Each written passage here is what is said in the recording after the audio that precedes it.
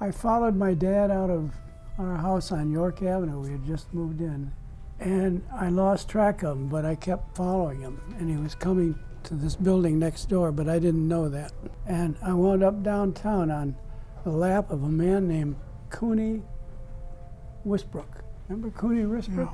Yeah, Cooney. Was he missing an arm or just had a half arm? Anyhow, he picked me up and I said, I'm lost and I don't know where I am. And he said, well, I found you and you're with me. I came in quiet. I was looking for a job, and I walked in, and I just kind of surprised me how big the machines were. My first impression of walking in after I got the job is the odor of ink, black ink, the old mealy. So I inquired for a job, and and Dad hired me. Mo and I grew up together, more or less. I lived on West York Avenue and he lived on West York Avenue. Right down the end of the railroad track. But we played baseball down the hollow there. And on Sundays, on Sundays we played baseball after church over in Hilger's Orchard. Yeah, we used cow platters for bases. Fresh ones. Yeah.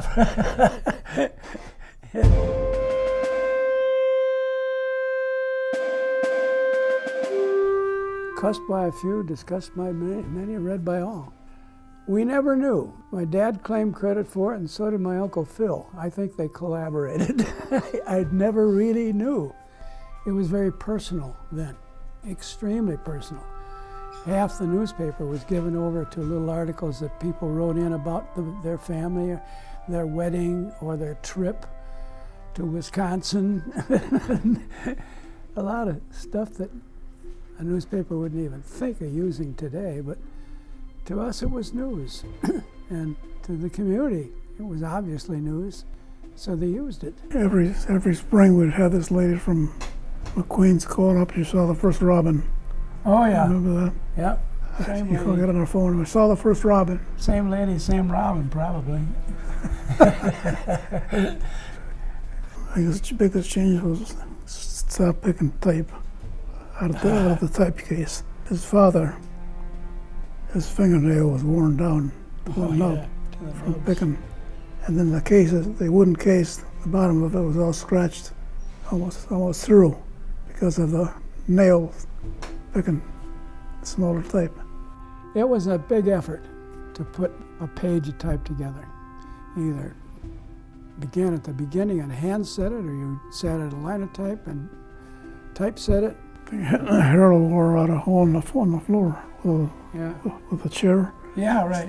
Wore a groove in the floor. Moving it's still there. Back and forth. I learned the linotype in the Bennett Graphic School in Maumee, Ohio, specializing in the linotype. I remember my Uncle Phil had a type case. He had pulled it out and set it on his lap, and he was picking type. And I was fascinated with that. And I asked him if he would teach me the case. And he said, not just now, I'm pretty busy. Well, I asked him that several times, several days, several times. One day I was in there, and there he was again with the thing. Something jarred him, and he lifted up like this, and the whole type case, 6-point, spilled on the floor. That's a pile of lead. And he said, Willie, you've always wanted to learn the case. Put this back together. And I did. It took me 2 days. Find the periods. But I knew the case when I was through.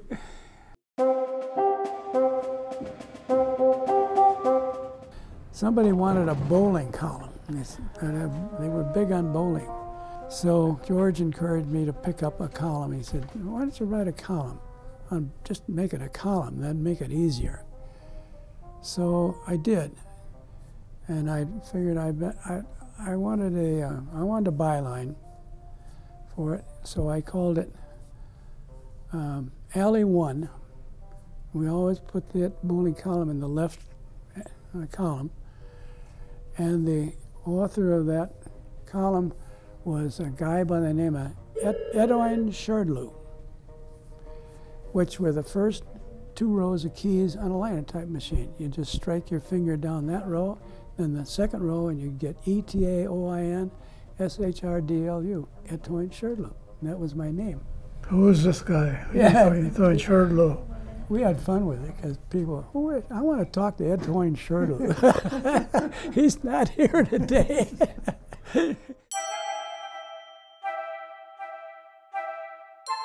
A gathering place. We always had donuts, rolls at break time.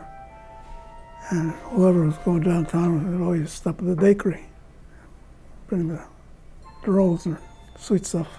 Well, I remember the things I remember that are funny to me is Mr. Karwoski. Oh gosh, yes. He'd come in the door and he'd get in his hands, right? His feet were up here and his hands were down there. And we had another guy come in, a guy that works in Wayne Township. Oh, the man who always brought us popcorn. And, yeah, we had a bowl of chili, big bowl of chili and a big bag of popcorn for noon lunch. Once a week, wasn't it? John Rivold, his name was. John Rivold. Conley was always broke, among other things, and he'd borrow some money from my father. So he said, $5 is plenty, that's all I need. So my dad let him have $5, and he said, well, I kissed that one goodbye, but he didn't. Conley was back in a few days. And or another one. He had a $5 bill in his hand, gave it back to my dad, and my dad put a hook up on the door frame there, hung that $5 bill up there and said, well, we'll call that the Flying Five. And it stayed that way. Remember? George Weimer, I think George Weimer came up with that, Flying Five. Con would come peek his head in the door, look around, there it is, and he'd grab it. Out the door he'd go. We'd see him another couple or 3 days, and he'd bring one back. I never knew a person who didn't respect George Weimer. He wasn't just the editor, he was a sports writer, he was a news writer, he was an editorial writer, and in between, he was a damn good printer because he had apprenticed as a printer with my uncle and my dad. He came to work for the West Chicago Press when he was still in high school. And the only interruption in his career here was 4 years in the Army in World War II. He was indeed the conscience of the community. Everything he ever said or did was progressive, was good, clean, and made you wish that that was coming out of your mouth or out of your typewriter, because it was always on the upside, and if it was on the downside, it had a damn good reason. He was great at using words at the right time, at the right place. Harold Ludwig Treudt. My mother used to call him Ludi when she was angry at him. His father died. William Treudt, the originator, died when my dad was 19 years old or 18 years old. And his older brother Philip was 10 years older than he, so my dad kind of was responsible for his mother and his 2 sisters. He got a job as a night telegrapher for the Great Western. And I asked him, I didn't know you were a telegrapher. He said, I wasn't. I learned it by sitting out there and listening. After a year or so, he said I was pretty good at it. But he had no experience at all when he got the job. And about that time, his brother Philip said, I really need you. He'd always kind of nickel and dime apprenticed under Phil. So he knew the trade. So he came into the company then. Harold bought some fire extinguisher, little balls like this, something new. And I was running the press. We had fire underneath it because of the static. And it caught fire. And it was just starting burning. Harold picked up one of these balls. He said, step back, fellas. And we all stepped back and threw this ball, bounced off the paper, hit the wall, and went down the side. And the paper was carbon tetrachloride, vicious stuff. Remember another time we had a fire on that press, and Johnny McFarland, local guy, he was a deputy state fire marshal, and he was a close friend of my dad's. And just before Johnny came by, we had a fire going on that press. And my dad was throwing another one of his carbon tet balls at it, and it hit and splashed, but the fire continued all over.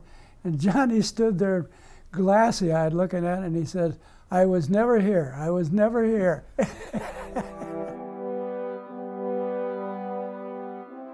I enjoy the printing business and the people I work for. And it was not a job, it was fun. It was fun coming to work.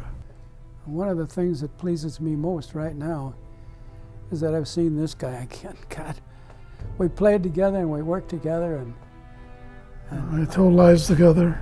We told lies together. Once in a while, sneaked the truth in. But we always enjoyed each other.